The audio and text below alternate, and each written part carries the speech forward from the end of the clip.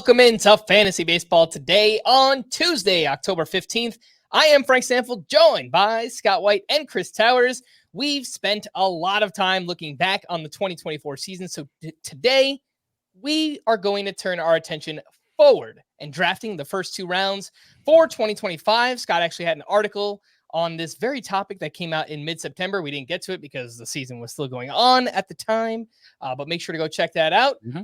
But I'm gonna probably, as we draft the first two rounds here, it may conflict with my article. I've had some changes of thought since then. Now that I'm making my way through the rankings, position by position, full rankings, becoming more familiar with the scarcities, becoming more familiar with the drop-offs at each position, and becoming more familiar with every player, because I'm doing a deep dive on every single one I'm ranking, basically. So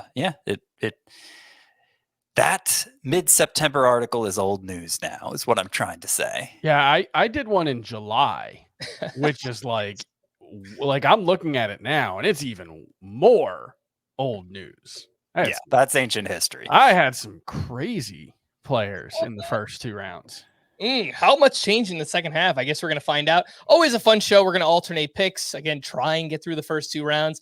But Scott, we will start with you. Then we'll move on to Chris. I'll have the third pick. And again, we'll keep alternating throughout. And so, Scott, you are on the clock.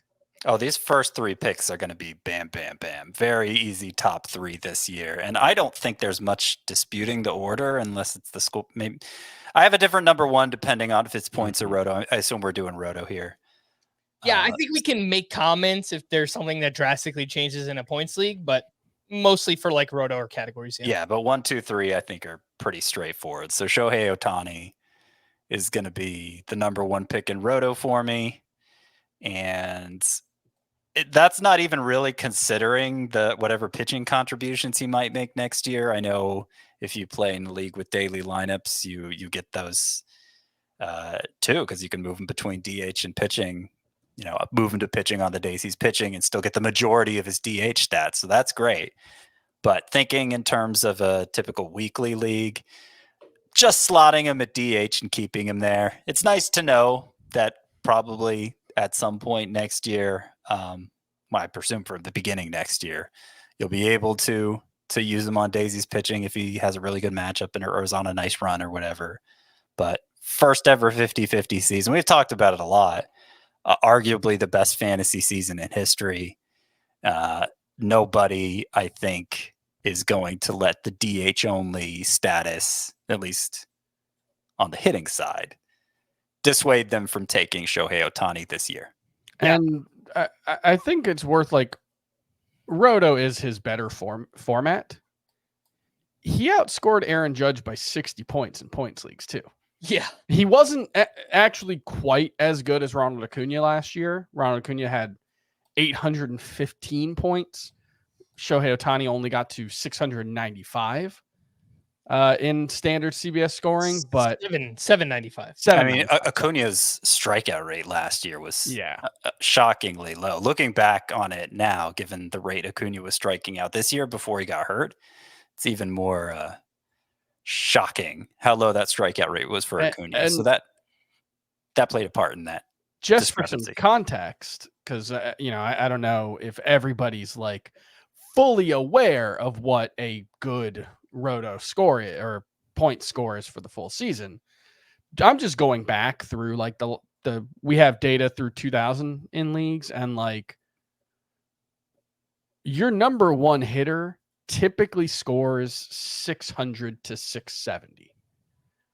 Again, Ohtani was at 795 in his worst format last year.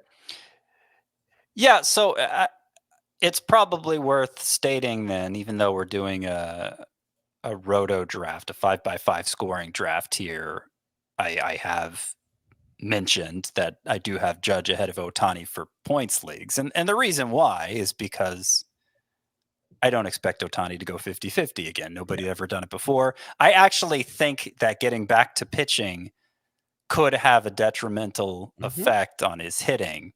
Detrimental sounds like a strong word, but I don't think it's going to ruin him, obviously. But I think it could have a negative impact on his hitting. And I don't think it's a coincidence that the best year he ever had as a hitter was when he didn't have the responsibility of pitching every 5th or 6th day. So, yeah, I expect him to take a step back. Judge, meanwhile, okay, his season was historic too. But this is the second time in 3 years he had a historic season. And we said after the 62 homer season, oh, well, he'll never do that again. He'll never do that again. He hit 58 this year. Yeah. And he actually had a higher batting average than the 2022 season and more combined runs and RBI.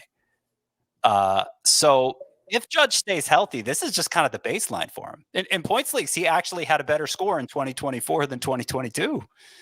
And to add to that, here's his last 3 seasons ex-WOBA, because I know 2023 was a disappointment amid some injuries.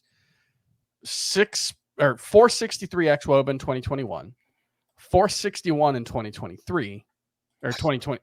Sorry, 463 in 2022, 461 in 2023, 484 in 2024. So, like, yeah, maybe there's a little bit of regression coming.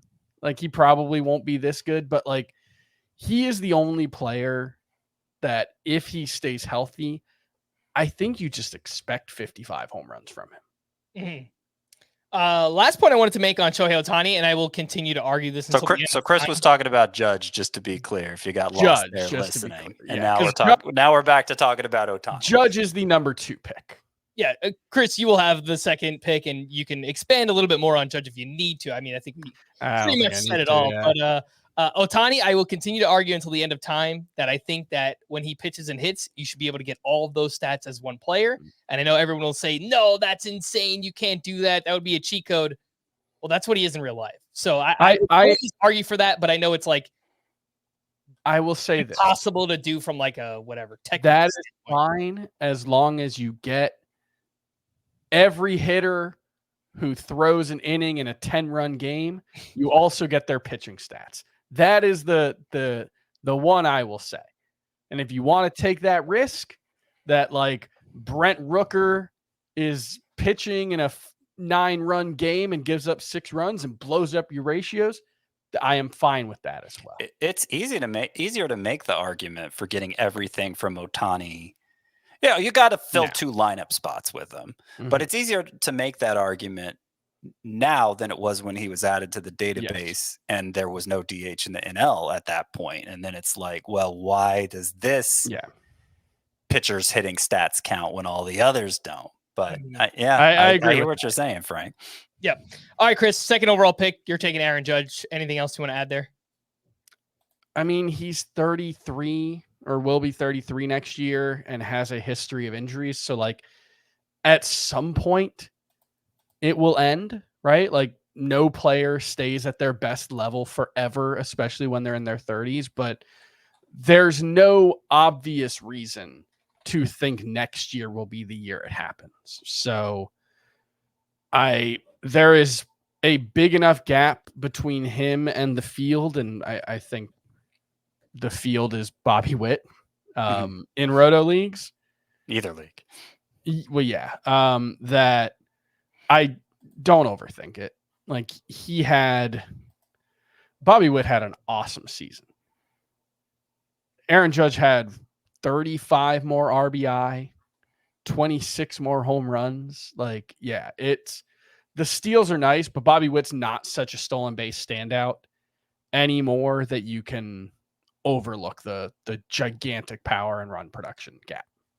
The only thing I'll add on Judge is you mentioned he has dealt with some injuries in the past. 148 plus games played 3 of the past 4 years. And, the one time that he did miss some games in 2023, it was a toe injury that he suffered, in Dodger Stadium where he hit it on the wall. It seemed kind of fluky at the time. And I said that, should have stuck by it and maybe drafted some more of Judge this past season. But alas, I did not. Last thing I'll add is if they lose Soto, I could see the counting stats coming down.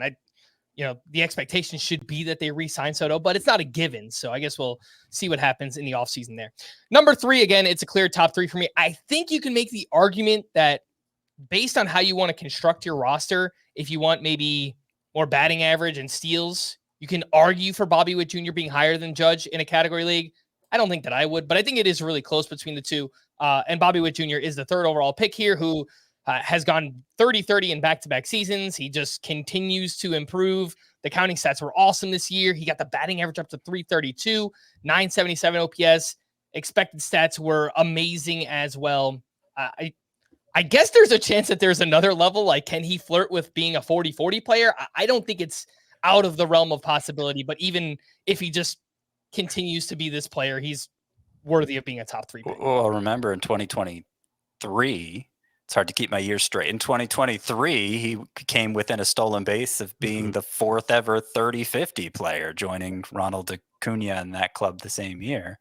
Yeah. And there was no loss in foot speed. Yeah. Like, he stole almost 20 fewer bags this year, but he was still arguably the fastest player in baseball. They were a little more judicious, I guess, in sending him. Well, and it was mostly in the second half. I noticed this with Bobby Witt when I was doing my deep dive on him. 22 of his steals came in the first half, only 9 in the second half. So if I have a worry about Bobby Witt, and we're talking very, very, very, very small worry, he's clear number 3 for me overall. It's that with the Royals being more of a contender, are they willing to take as many chances on the base paths? And I will just say, I think the Royals are probably going to take a pretty big step back next year. I'm not like trying to be a hater, but generally speaking, when a team gets really 30 wins better than the year before, you should bet on that team taking a step back. That's you saw with the Rangers and Diamondbacks to a certain extent this year. So yeah, I think that's a decent assumption. Yeah, 30 wins better than the year before. Before we hit our first break, a reminder, you can always listen to FBT and our 5-minute podcast, Fantasy Baseball Today in 5 on Spotify. If you're watching on YouTube, you can scan the QR code on the screen now, and that will take you right to the FBT Spotify feed. Let's take our first break. When we return, we'll continue on with the first round in 2025. We'll do that right after this. Get ready to raise your cup to Canadian football's biggest game of the year. There ain't no party like a Grey Cup party. November 17th on CBS Sports Network. Welcome back in. The first 3 picks for next season, Ohtani, Judge, and Bobby Witt Jr. Scott, you are up 4th overall. Okay, so now we actually have an interesting pick to make here. And this is one time where I'm going to change course from that September article. I'm going to go with Jose Ramirez here as the 4th overall pick. And I do that believing he won't be as good as he was in 2024. Chances are Ohtani and Judge won't either. But Ramirez, 39 homers, 41 steals, so he came very close to a 40-40 season, which obviously he'd never done before, hasn't been done many times in history. And that was a career high in stolen bases. It was, equaling a career high in home runs? I think he'd hit 39 once before, but it was a few years earlier. But Jose Ramirez, very bankable first rounder. He's been what's the word I'm looking for? He's been, an obvious first rounder for the better part of a decade. Actually, heading into 2024 was the first time in a long time we were drafting him more like round 2, and that's just because his 2023 season was a little bit of a misstep, but it wasn't even really like it was bad. It was just all the numbers were down a little bit for Ramirez. But after seeing him bounce back, I think we can rule out that he's on the decline or anything like that. There is a bit of a position scarcity element to this pick too, because third base doesn't look so hot for next year. And I think Ramirez is the clear number 1 at that position. But that's more like a tiebreaker than the reason I'm taking Ramirez. I think there are a lot of ways you could go with this number 4 pick, but Ramirez consistency and that small element of position scarcity are why I'm taking him here. Yeah, I was working on my like state of the third base position piece, which will go out on the FBT newsletter next week. And I was talking to Frank before you showed up, Scott, and the question was, is Jose Ramirez the biggest tier of one player in fantasy right now relative to his position? And I think Ketel Marte, I think you can make a case for, but that's more like he's maybe a second rounder and the other guys are maybe more like fourth rounders. And I think the gap between Ramirez, who's a clear first rounder, I think a top 5 pick, and I don't know if any other third rounders or third basemen are definitely second round picks. You could squeeze Rafael Devers or Austin Riley in there, but they're both coming off injuries, both coming off sort of weird seasons. I think they'll probably slide a little bit. So yeah, I think Jose Ramirez is the biggest clear edge you can get at a position right now. Just a little additional context. Gunnar Henderson and Ellie De La Cruz will not be eligible at third base anymore. Yeah. So if you're wondering, well, why not them? We'll get to them, but they're shortstops only. Vlad Jr. is not either. So if you look at 2024 rankings, technically there were 4 third basemen who were top 13 hitters. Only one of them is actually a third baseman in 2025. Josh Chisholm, actually, I'm really interested to see if anyone pulls the trigger there. He finishes the number 22 player in roto formula and roto scoring in 2024. But will maybe, but probably not get there. Chris, back to you, 5th overall. Like Scott said, it really opens up after the top 3. I think you can go a lot of different ways with number 4. I will go with my number 2 outfielder. That's Juan Soto, who I think he's another one where you probably just assume that he's not going to be as good in 2025 as he was in 2024. But it is worth noting, I think he was the biggest underperformer by xWOBA among qualifiers in baseball. If not, he was one of the 5 highest. He had a 463 xWOBA, which is, I think, third only to Ohtani and Trout or Ohtani and Judge this season. He had an actual WOBA of 421. Now, we talked a lot about how Juan Soto over the previous couple of seasons had underperformed his xWOBA. We stopped being concerned about that in 2024 because his underlying skill set was so much better than it had been. But he was a little bit worse than his, well, actually a lot worse than his underlying data would suggest. You could look at that both ways, right? He probably won't be as good underlying, like the skills will probably regress a little bit in 2024 or 2025. He's 26 years old for what it's worth. I think actually he doesn't turn 26 for a couple more weeks. But even if the skills decline, you could probably reasonably expect a little bit less of a gap to where, yeah, what he did this year might just be what the next 4 or 5 seasons for Juan Soto look like. Mm-hmm. How much does where he signs, Chris, will that affect his value at all? I mean, look, obviously if he signed with like the White Sox, that would change his value, but that is not happening. But let's just say, the Mets are probably going to be one of the top rumored teams to be going up against the Yankees for his services. If he That's a pretty awesome lineup. Yeah. Like, would you lower him if he went to the Mets? The Mets, the Yankees without Soto are probably a worse lineup than the Mets, right?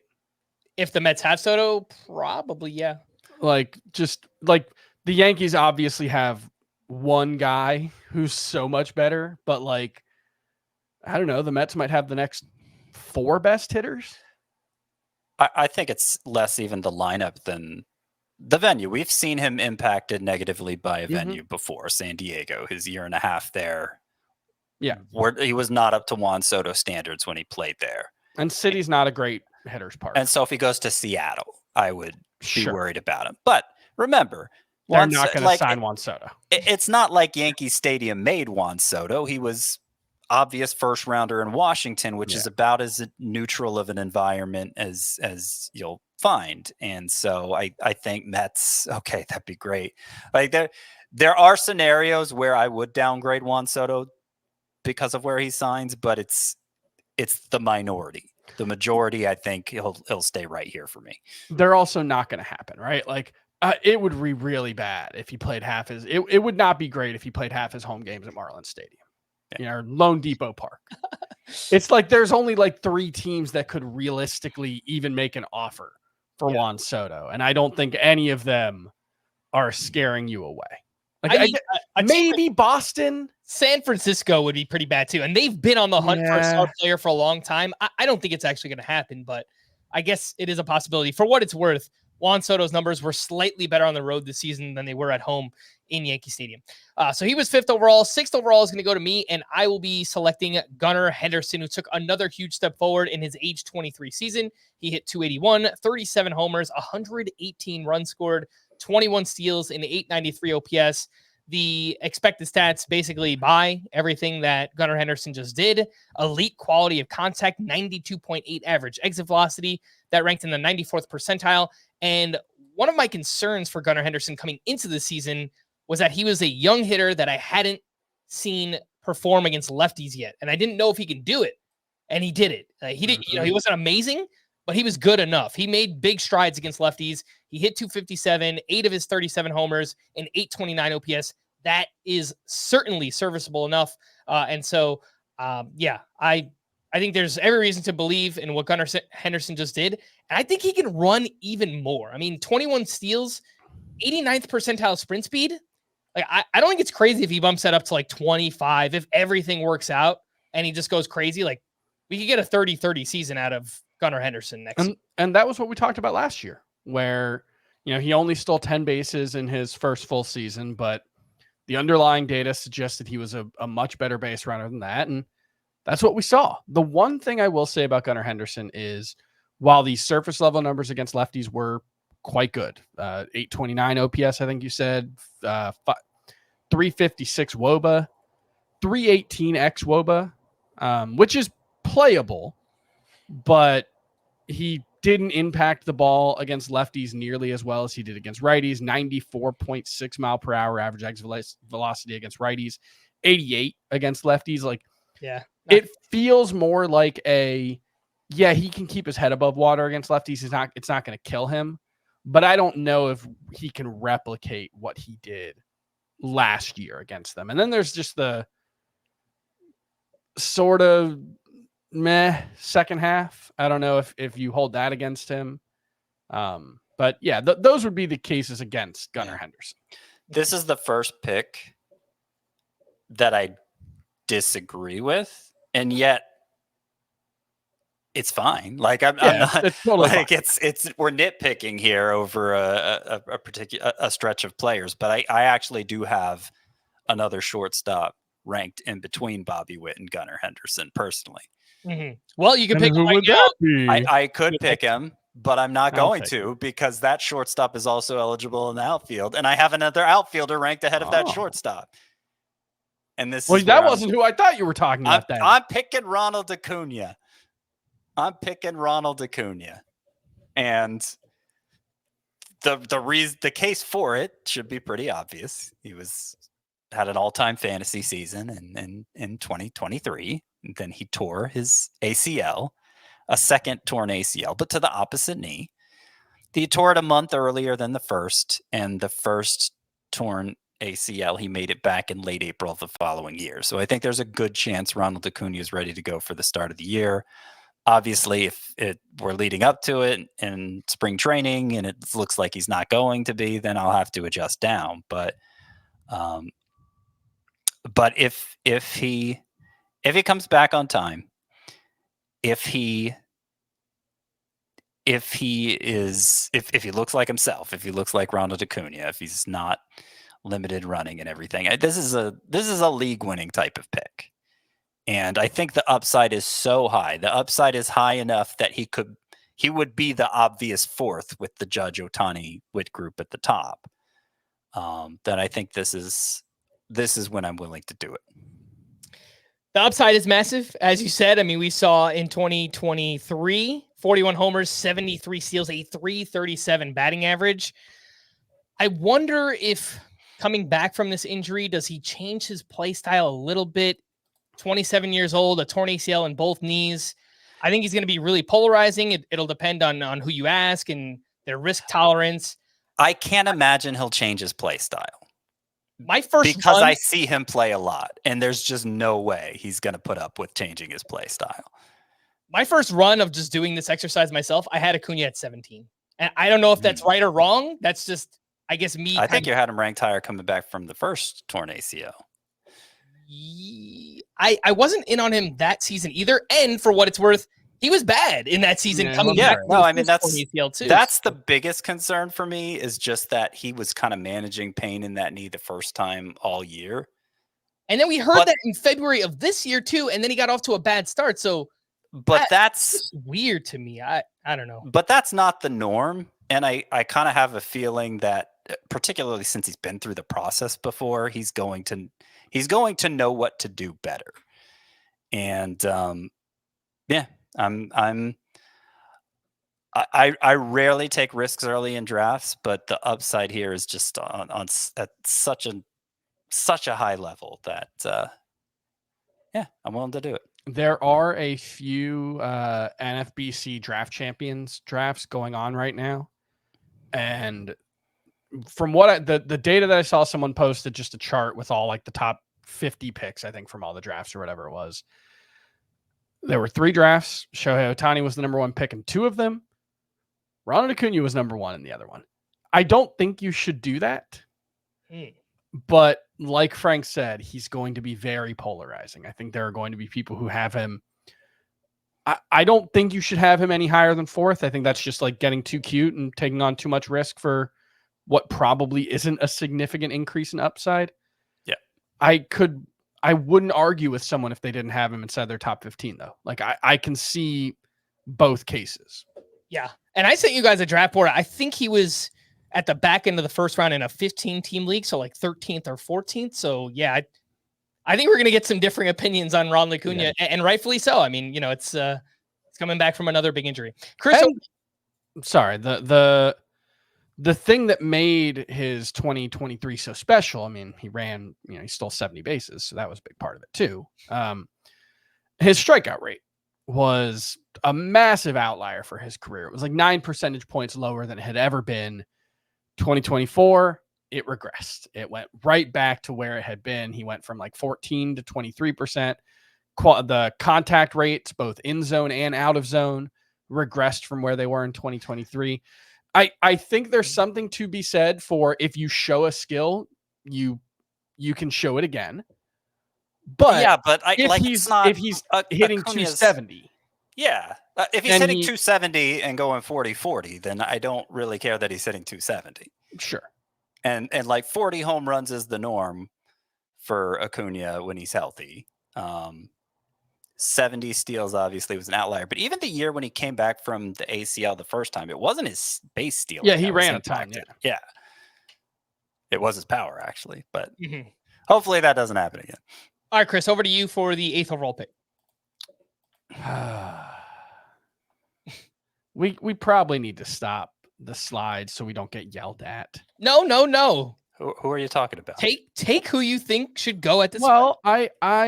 Who's going to yell? Who are we missing? That's somebody's going to yell at. Ellie De La Cruz. Oh, he is probably going to be a top 5 pick in most drafts. Don't look, Chris. You need to be the one doing the yelling. You don't need to worry about. You're a pundit. That I think, despite some concerns that I have, that Frank and I mentioned in a recent podcast, I think last week, I still think he should probably go this high. I think this is the right, I think there are safer picks. I think Mookie Betts is safer. Kyle Tucker is probably safer, although, with everything that went on this year, I have no idea, but yeah, Ellie, I don't think we've seen the power ceiling for Ellie De La Cruz. I don't think we've seen the stolen base ceiling, which is wild to think about a guy who just stole 67 bases, but he kind of slowed down as the season went on. And, so he had 3 months from April to July where he had at least 14 steals. Then in August and September, he stole 6 each. If he had stolen 12 in both of those months, it wouldn't be that surprising. And all of a sudden you're talking about pushing 80 steals. I think that's a realistic ceiling for Elly De La Cruz. Yeah, but what about if he's just the same as this year? Yeah. Well, if he's not just even the floor, just what if he's the same as this year and he's a negative? He's a negative in 3 of the 5 roto categories. He was the number 5 player in roto. Right, but he makes for a really extreme build. Like sure. you are like, I'm going to take it easy on stolen bases because I put so many eggs in that basket in the first round, and I need to make up ground in batting average. I need to make up ground in runs and RBI. I need to make up ground in home runs to a small extent. And I think you're overstating the extent to which he was a negative. Well, no, compare his numbers in those categories to the other first rounders. Right. No, he was worse, but like I'm just not stressed enough about stolen bases, particularly in a very plentiful time for them, that I wanted. Just for some context, the difference between Elly De La Cruz and Jose Ramirez in batting average was 13 hits over the course of the season. They had 620 and 618 at bats. Elly had 160 hits. Jose Ramirez had 173. Gunnar Henderson had 17 more hits over 12 more at bats than Elly De La Cruz. So I'm not saying that the gap in batting average doesn't matter. It does. And 259 is not Elly De La Cruz's floor. Like he hit 230 something in the second half. No, 264. But his XBA was worse. XBA was 240. That's what I was saying. Jose Ramirez also had 42 more RBI than him. And sure. But Elly De La Cruz also had 25 more stolen or 28 more stolen bases. Like that's I get what you're saying. There's a Jose low Ramirez floor. had 14 more home runs. It's a weird profile to build a first round pick around. Yeah. I still think he's worth drafting here. I don't know if I'm going to be the one to draft him very often because, like I said, even if I rank him 8th overall, he's not going to like. What pick are we on now? 8. We're on 8 now? Yeah. If the 3 of us do a bunch of drafts where it's just the 3 of us, okay, maybe I'll end up drafting Elly De La Cruz at 8th overall. But I think more often than not, Elly De La Cruz is gone by the 5th pick. Yeah, and I'm fine with that. I have him 10th for what it's worth. There's just 2 guys that I'd take ahead of him that we haven't taken yet, including another shortstop. And Elly De La Cruz, I will point out, I think he probably drops down a little bit in a points league. Yeah. He's the 10th best hitter in head-to-head points. So I think he's probably more of like a, maybe late first, early second round pick in that format. But yeah, he's probably in that like 5 to 8 range, I think, in most roto or category league drafts. We are up to the 9th pick, and it is my pick, and I will select Kyle Tucker, who was on pace for a career year before missing nearly half the season with this mysterious shin injury, which it turned out to be some kind of fracture, some kind of stress fracture, which, when it first happened, they were like, yeah, it's a shin contusion. And then next thing you know, he's out for like 3 months. But he hit 23 homers with 11 steals in 78 games and has basically been healthy the 3 years prior to that. His 150 game pace this year, 44 homers, 107 runs scored, 94 RBI, and 21 steals, all with a really good batting average and obviously hitting in the middle of one of the best lineups in baseball. So I have no reason to think outside of, maybe with the shin injury, does he run a little bit less moving forward? I guess it's a possibility, but he hasn't really showed that. So I would probably bet on something like a 35-20, projection for next season with a really good batting average again. So, and I think that's worthy of being the 9th overall pick. Let's take our final break. And when we return, we've got 10, 11, 12, and all of the second round. We'll do that right after this. Football action continues. Are you ready for this? Ready to take chances? As the gridiron is taken over by the Great White North. It's time to storm the fortress. It's time to fight on the battlefield. Catch the Canadian Football League on CBS Sports Network. Welcome back in. The first 9 picks so far, and we are taking our sweet time on all these picks. Shohei Ohtani, Aaron Judge, Bobby Witt Jr., Jose Ramirez, Juan Soto, Gunnar Henderson, Ronald Acuna, Elly De La Cruz, Kyle Tucker, and Scott, you are up with the 10th overall pick. All right, so I took a big uncharacteristic gamble with my last pick, Ronald Acuna, at what was it, 6? 7. Okay. So here at 10th, I'm going to go with the ultra safe Mookie Betts, who is about as worry-free as the first rounder can be. He is also the first dual eligible player, probably the only dual eligible player we're going to draft today, right? Unless you're counting Shohei Ohtani. Shortstop and outfield, he no longer has second base. It would be nice if he did. But between shortstop and outfield, I think it's a pretty close call where you're going to play Mookie Betts.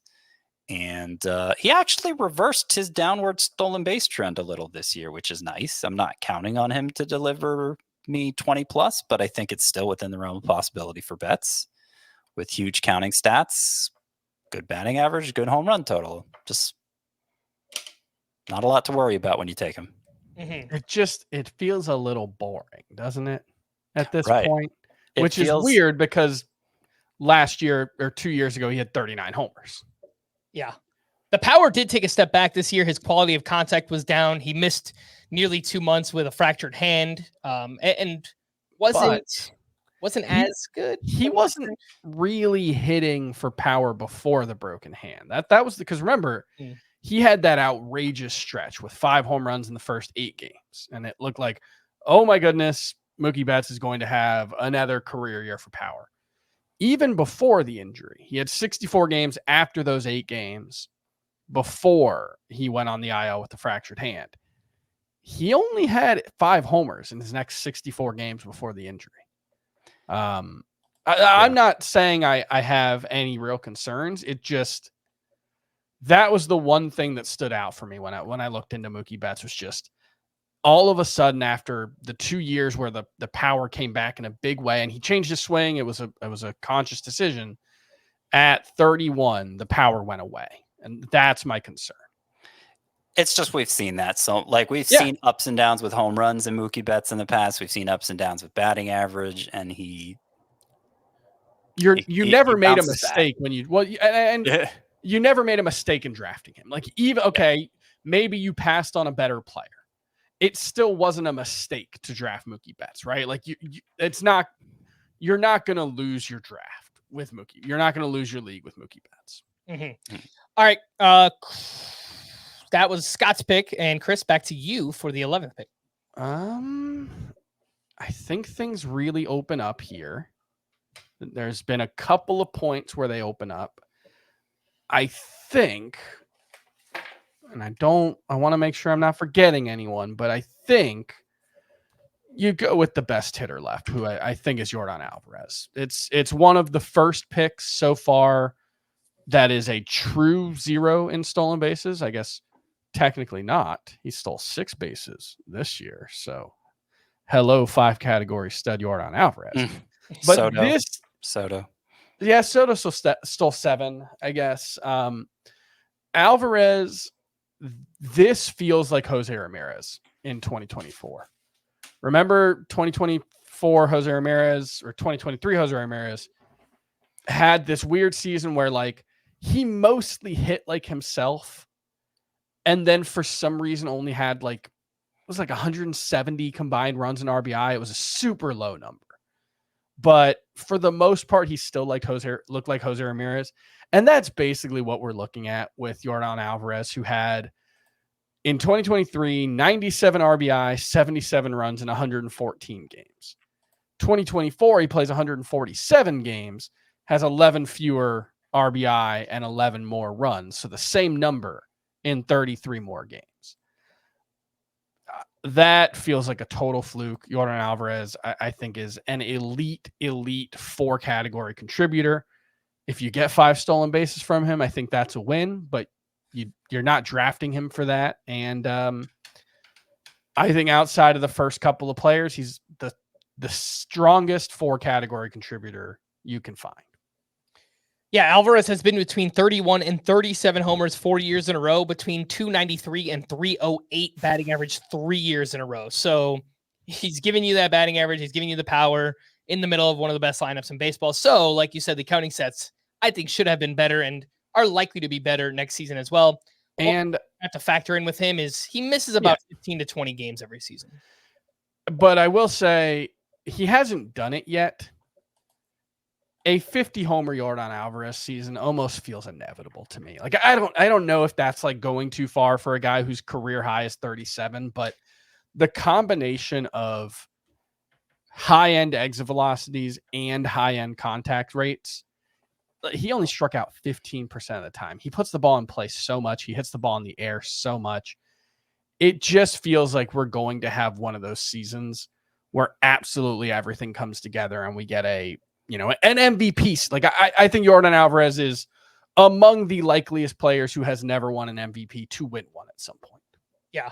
I think for that to happen, he needs to maximize that plate appearance output for a season and just he has to stay healthy for like nearly 162 games. And if that happens, it wouldn't surprise me if he can, push 50 home runs with a really good batting average there with Yordan Alvarez.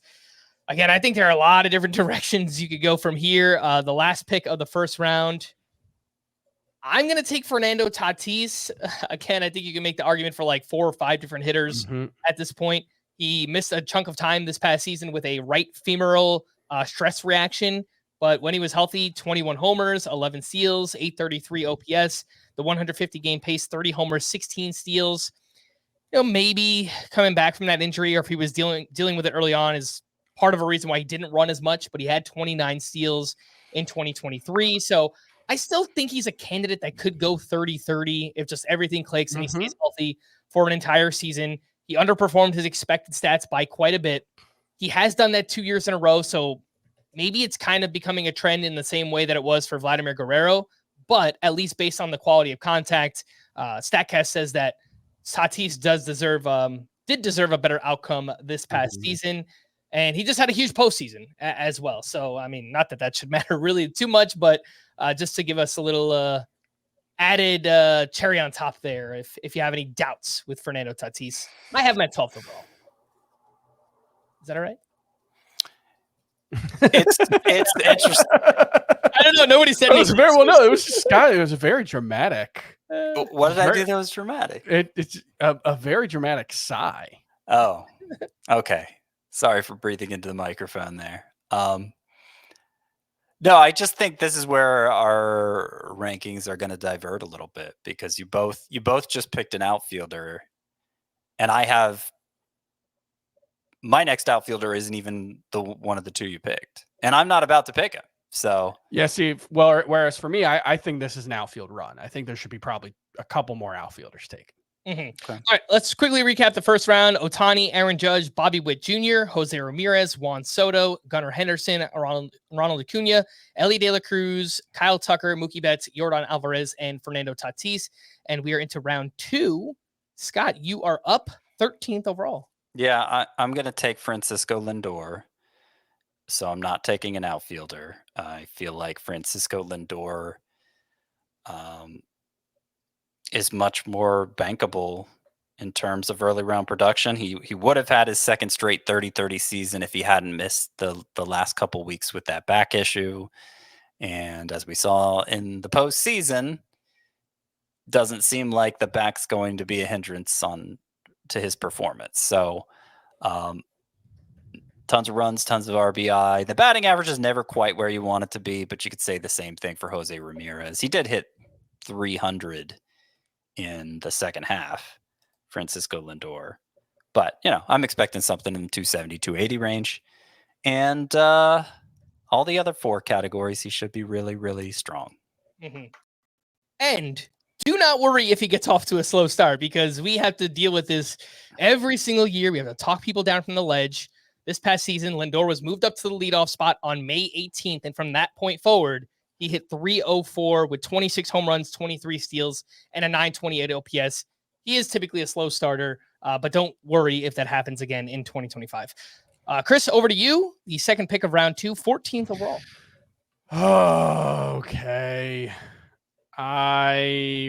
We know he's taking an outfielder. Well, now I'm outfield run. I'm rethinking it. I'm rethinking it. Oh man.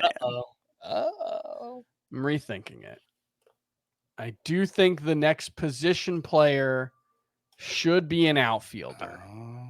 I will say that, but I don't want to be the one to do it. So I'll take Tarek Skubal. First starting pitcher off the board. I think he is clearly the best pitcher on a per game basis in Major League Baseball right now. And I don't Zach Wheeler's going to throw more innings than him. I don't really care that much about that when you're talking about 190 versus 200. I'll take the better pitcher, and I think that's Tarek Skubal. Yeah, I think he very clearly should be the top pitcher drafted. When that happens, I think might kind of, alter a little bit from draft to draft. I mean, in a points league or a pitcher heavy draft, maybe he's a first round pick. In other drafts, if everyone likes to wait, maybe he's like a mid to late second round pick. So I think we'll see some variance in just like the ADP for Skubal, but my guess is he will be the top pitcher drafted in most, if not every draft in 2025. Back to me, third pick of round 2, and this is 15th overall. So I have to make the decision between these two, and I am going to take Corbin Carroll, who I was not taking in any drafts this past season because I was worried about the shoulder, and he got off to he got off to the awful start. And I thought, all right, maybe a little bit of vindication with the shoulder injury, but turns out that he tweaked his swing a little bit, and the swing was just off basically for the first couple of months of the season. But once we got to July, and first 3 months were really, really bad. But from July on, Corbin Carroll hit 250 with 20 homers, 21 steals, and 889 OPS. Just started pulling the ball a little bit more, hitting the ball much harder, 91.2 average exit velocity in the final 3 months of the season. The infield fly ball rate came way down during that stretch as well. So got back on track. I don't really know exactly where the batting average is going to lie. I think that's still kind of up in the air. I would bet on him probably being like a 260, 270 hitter, but I think we saw the really high-end outcome of that in year 1, and then we saw the low-end outcome of that in year 2 with Corbin Carroll, and I do think he will get back to running more as well. So yes, I will end the slide and take him 15th overall. Yeah, that was the one I was talking about, who I had ahead of Alvarez and Tatis.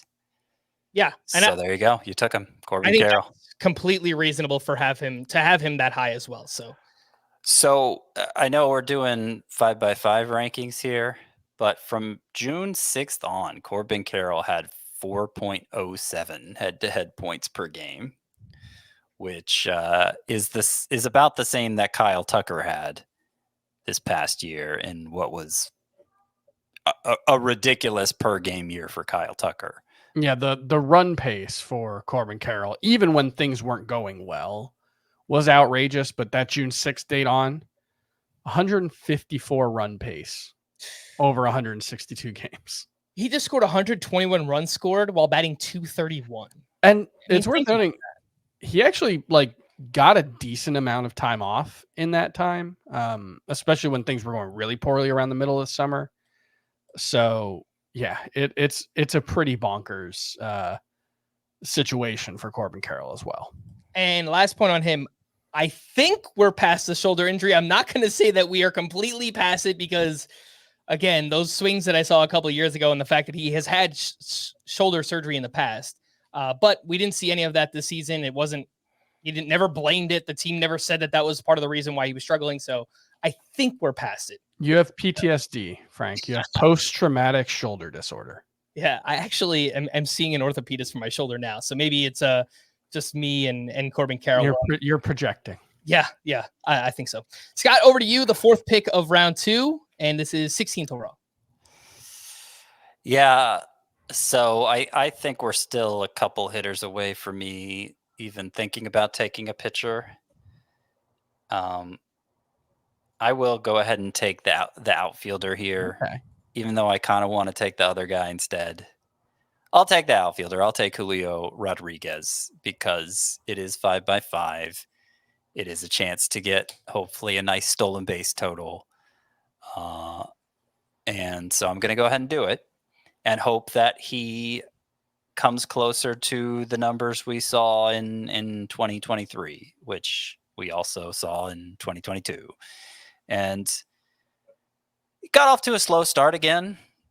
Started to pick things up in July, I think it was. And then that's when he had the high ankle sprain, which I think caused a little bit of a reset he made a quick return from it, but didn't look right in August. And then September ended up being his best month. So if Julio Rodriguez could just avoid that slow start, then we're talking potentially top 5 production. Everybody had him as the number 3 overall player going into last year. And like his expected stats on StatCast were exactly the same as in 2023, more or less. So I think he's the same player. I just think bad timing with the injury and just the usual slow start for Julio Rodriguez made it a worse season. Yeah. And talent-wise, if everything works out, I mean, he could go 40-40. We were saying the same thing coming into last season, and he gets off to these slow starts every year. It looked like he was getting back on track, and then obviously derailed a little bit by that ankle injury. So I think we just saw the floor from Julio Rodriguez, and again, I think the ceiling could be 40-40 in 2025. And that case I made for taking him because of the stolen bases, that's ultimately I when I published those rankings in September, I had Jordan Alvarez ahead of Corbin Carroll, Fernando Tatis, and Julio Rodriguez, but I ended up dropping him behind all 3 in my outfield rankings because I want those stolen bases in this format. Scott, do you think in a points league, Julio is more of like a 3rd round pick in that format? I'd probably take him in round 2. Okay. Yeah. Because I know he, like, the plate discipline is not great. Yeah. So he drops back behind Jordan Alvarez in that format for me, but he's still probably like a late 2nd rounder. Okay. Chris, over to you. The 5th pick of round 2, 17th overall. I'm assuming the other guy was Vladimir Guerrero, right, yep. Scott? It was. Yeah, that feels like the obvious choice here, which, famous last words. We've bought into Vladimir Guerrero as an elite hitter before, and it turned out to not be the case. He spent a couple seasons kind of lost in the doldrums a little bit, but bounced back in a massive way, was arguably the best hitter in baseball from like July 1st on, was right there with Aaron Judge. Quality of contact metrics were better than they've been in any season since 2021. Strikeout rate, career best. I was surprised that he was able to play 3rd base and wasn't a disaster there in a way that makes me think that maybe he'll gain 3rd base eligibility relatively early on next year. He only played, I think, 12 games total there, but it was mostly in the second half. So he actually gained eligibility fairly quickly once he started playing 3rd base. So that's another one where, I don't love playing the position eligibility game or the positional scarcity game, but if you have a tiebreaker, and I'm not actually sure there's anyone who should be tied with Vladimir Guerrero here. So yeah, I think it's more of a nice call between him and Jordan Alvarez. Like I said, I had Jordan Alvarez behind the base stealing outfielders, but I think similar, I expect similar outcomes as hitters between the Vlad and Jordan. Yeah, I think Jordan's just a lot safer. Vlad is one of those guys like Juan Soto who just a lot of the power that he generates is to the power alleys. And it's like, man, if that guy played in Cincinnati, you look at the expected home runs, he would have hit 42 home runs if he played in Cincinnati, because that's one that Cincinnati and Philadelphia have very shallow power alleys. And so those are the two where, like, if Vladimir Guerrero either tweaked his swing a little bit, which I think at this point he probably is what he is, and it's just whether he can maximize what he does. But there is a chance he gets traded this offseason. We certainly don't know where, but there were rumors about him at the trade deadline. He is an expiring contract at the end of this year. So, there's a chance he gets to a park that's a little more beneficial, because Rogers Center has played pretty weird the last couple of years since their renovations. So I think he's a perfectly fine pick. I just think he's like fairly clearly not a first rounder. And I think you can make a case for everyone who went before him being a first rounder. I think from picks 11 through 17, which again were Alvarez, Tatis, Lindor, Skubal, Carroll, Julio Rodriguez, and Vlad, I think you could put those guys in almost any order. I think it's pretty jumbled up, and it'll come down to preference with how you want to build your teams. I mean, again, if you want the base stealers, go for that, but maybe you want to mix one base stealer with one 4-category contributor and just load up the counting stats as well. Obviously there are many different ways to build your team. last thing on Vlad, I think a storyline heading into next season, the hair, Chris. What does the hair look like? Because once he cut his hair last season from June 19th on, 359 batting average, 23 homers, and a 1084 OPS for Vladimir Guerrero. But here's one thing that I want to point out is like, here's how your draft could shake out based on what we've done so far. You could end up with Elly De La Cruz and Vladimir Guerrero as your first 2 picks. And that works. That feels pretty awesome. That feels like an easy way to make the Elly De La Cruz thing work. Yeah, no, I agree with that. It gets a little hairier if like you take Elly and Vlad gets taken before either of Julio or Corbin Carroll, because then you're taking on a lot of batting average risks with those 2 guys. But if it works out that it's Elly and Vlad, that feels pretty awesome. Yeah, I mean, or Vladimir Guerrero could regress to what he was in 22 and 23. In which case, it doesn't matter. You shouldn't have taken him 17th overall anyway. Yeah. All right. Over to me. It's the 6th pick of round 2. This is 18th overall, and I will select Trey Turner, who missed about 6 weeks with a strained left hamstring, but he did bounce back on a per-game basis. He was very good this past season with the Phillies. He hit .295 with 21 homers, 88 runs scored, 19 steals in 121 games. His 150-game pace was 26 homers, 109 runs, and 23 steals. And once he returned from the hamstring injury, he had just 9 steals in 88 games over his final, coming back in June, final 88 games, just the 9 steals. The first 33 games before he got hurt, he had 10 steals. So it looked like he was going to run crazy. I mean, it was a 50-plus steal pace over a full season before he got hurt. So I just wondered if maybe that part of his game was really going to bounce back and then got derailed by the hamstring injury. I don't think we're ever going to see a huge steal season from him again, but I still think we can get like a 30, maybe push 40 steal season out of Trey Turner with a good batting average and, serviceable home run output, something like 25 home runs. So I think that's worthy of being a mid-second round pick. I think more realistically, he's a 25-25 guy, but with a good batting average, and that's perfectly fine use of a second round pick. So I don't. Yeah, he just hasn't been the same base stealer since leaving Washington, and that was long enough ago that I'm not really counting on it changing. I think wasn't he batting in front of Harper? So they didn't like him running in front of Harper. Yeah, I'm not counting on that changing.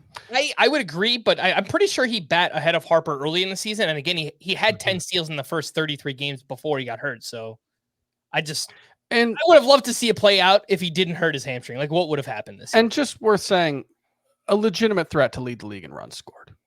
Yeah. At the top of that lineup, if he stays healthy. Again, that was Trey Turner. Over to Scott, 7th pick of round 2, 19th overall. Let me ask you, Frank, if Ronald Acuna was still there where you picked Turner, would you have taken Ronald Acuna? Is that where you want to take Acuna behind? I have Trey Turner 1 spot ahead of Ronald Acuna. Okay. Subject to change, of course, but as of now, that's how I have it. Okay. So I think the next hitter, well, there might be some disagreement over who the next hitter is, but I think there's a drop down in the hitter ranks here. Yes. So now's when I'm going to take Zach Wheeler. And I don't need to go into why. Zach Wheeler. Yeah, he was one of the 2 or 3 best pitchers in all of baseball this past season. I didn't realize 26 quality starts led baseball. The next closest was like 4 different pitchers that had 22.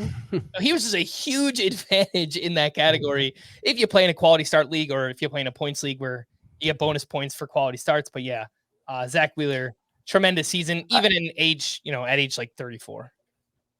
So I was trying to make that quick, but I messed it up. No, I'm about to mess it up further.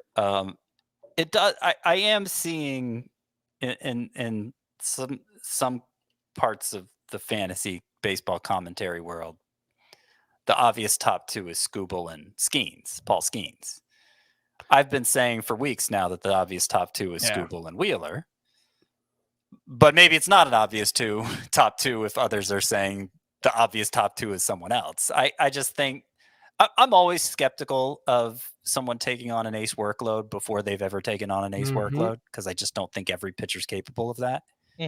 And so that's why Skeens is going to be a clear third for me. But he had a sub-2 ERA as a rookie. So I get it if you want to go with him over Wheeler. I just think there's nothing to worry about with Wheeler. He's been a bankable ace for several years now. Yep. Over to Chris, 8th pick of round 2, 20th overall. And I really don't want to take a hitter here. I think there's a clear enough drop off that I don't want to be the one to do it. And there's one guy who I don't actually have ranked this way, and I'm kind of intrigued by the possibility of taking him, but I'm not going to do it because I don't think anybody else is going to do it either. So we'll just do Paul Skeens here, who I agree is a clear third behind Scoob. Like, I would not take Skeens if Scooble and Wheeler are on the board, and so you might see Wheeler 19, Skeens 20, and think, they're right next to each other. I think there's a clear hierarchy. I agree with Scott. I'll take the guy who's done it, especially when like Paul Skeens might be better than Zach Wheeler. He certainly was on a per inning basis for 130 something innings. Zach Wheeler's pretty good. So like I'll take that edge, but to be clear, Paul Skeens had the third best among pitchers with 100 innings. He had the third best strikeout rate. He had the second best K- walk rate. He was better than Chris Sale in both. Very good quality of contact data. Very little about the 196 ERA looks fluky, besides the fact that it's a 196 ERA and you just don't do that. That's not something that you do over 200 innings, but like maybe Paul Skeens does, right? Like, I don't know. Like, there was that one start in probably like late August, early September, where he just threw his changeup a ton and got a bunch of whiffs with it, if you remember that. And it's like, yeah, this guy might just have like 4+ pitches. All 6 of his pitches were good in one way or another. Either got lots of whiffs or really good quality of contact again. Like, he might be the best pitcher in baseball. I'll take Tarek Skubal and Zach Wheeler because both have done that over, 200 or so innings. But I'm not going to argue with someone if they say Paul Skeens is the best pitcher in baseball, because I don't feel that strongly that he isn't. Yeah. And he got up to 160 and a third total innings this year between the majors and the minors. So in theory, it should be just wheels up in 2025. I don't see any reason why Paul Skeens couldn't get to 180 plus innings in 2025, barring an injury. But I think, as we've seen, any pitcher could be quote unquote injury prone in any season. So wheels up is a weird phrase to use, given that swords up. Because it's behind Wheeler. That's wheels down. I don't know. It's sails up, masts up. There you go. Up, yeah. Well, then you got to worry about Chris Sale. So. We need some kind of pirate terminology there for Paul. Yeah, wheels up for Wheeler. Yeah, planks up, down for Skeens. 9th pick of round 2. I was going to say something, but I'm not going to. It's fine. Move on. This is another part where it just feels like it's wide open. I'm going to go ahead and make just a boring pick and take Bryce Harper. Just a rock solid season. Boring. I was very excited to draft him. And to be honest, I was a little bit underwhelmed by the way that it played out. He was fine. 285 batting average, 30 homers, 85 runs, 87 RBI, 7 steals. Kind of similar to Alvarez based on how good the Phillies are. And that lineup felt like the counting stats should have been better for Bryce Harper. And for whatever it's worth, I mean, he did overperform his expected stats, which is not something we say a lot about early round hitters. So he's getting a little bit older. I think he's totally fine here. I'm just, I guess, nitpicking for who I'm taking here. And that is Bryce Harper. And with that, 10th overall pick, 10th pick of round 2, excuse me. This is pick 22, and it's your last pick of the draft, Scott. Oh, man, it is, isn't it? So make it count.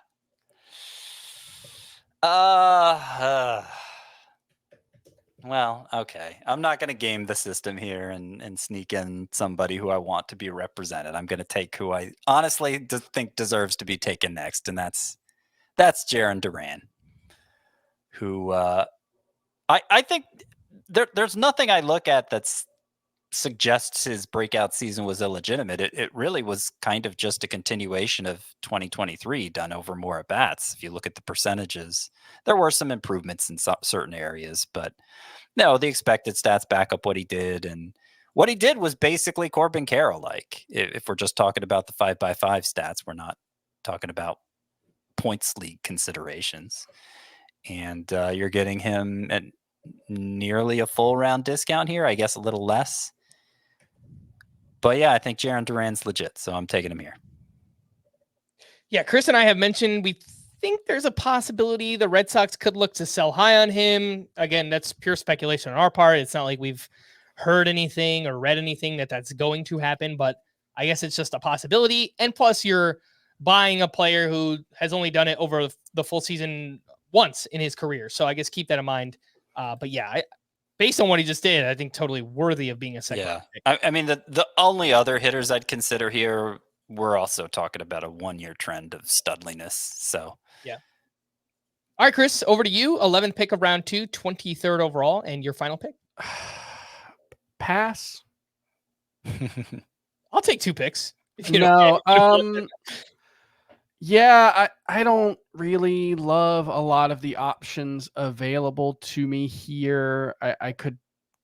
I think you can either go boring or upside. Like, where do you want to go? Yeah. I think you can make a case for we might as well just start mentioning players because we're running out of time and there might not be. I think you can make the case for Freddie Freeman. I think you can make the case for Ketel Marte. I think you can make the case for Rafael Devers and Austin Riley. I kind of sort of want to make the case for Jazz Chisholm. His pace after getting traded to the Yankees was just bonkers. It was like 39 homers, 56 steals, I think. But I'm not going to do that. I think you can make a case for Jackson Chourio. I think you can make a case for the next 2 starting pitchers, Chris Sale and Corbin Burns.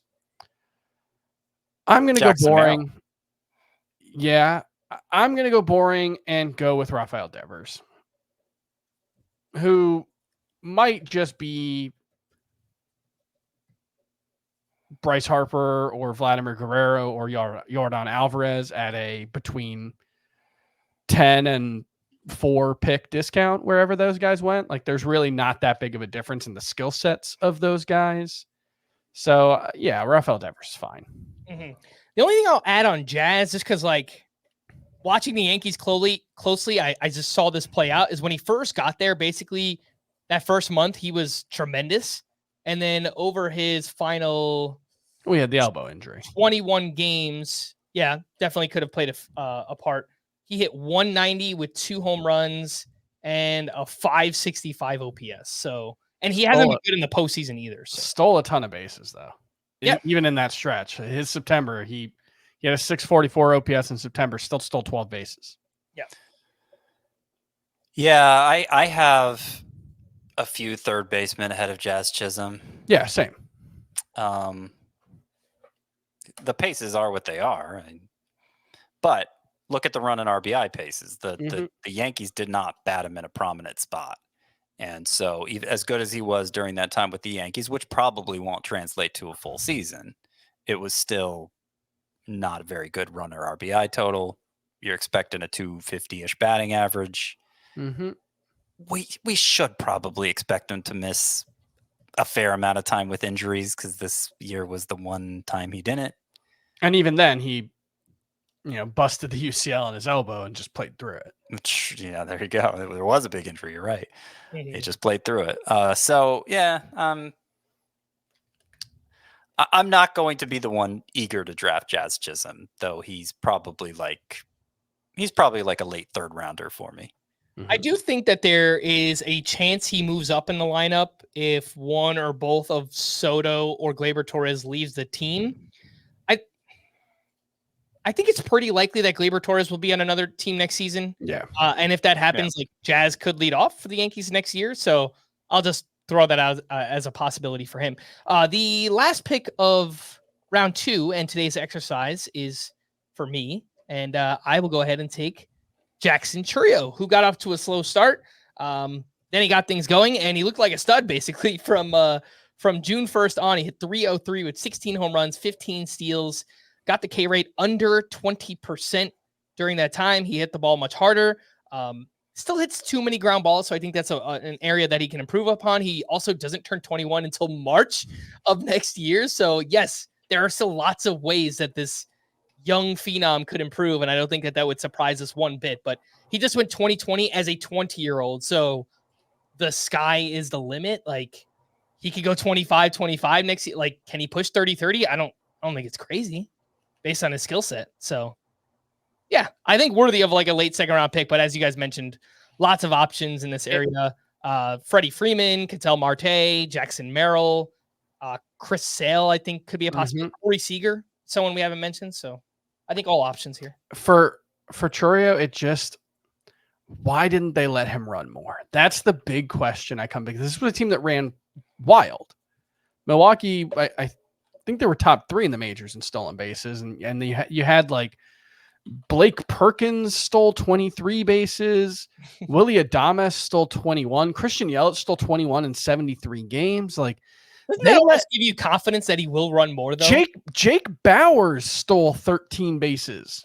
That's crazy. How did Jackson Chourio only steal 22?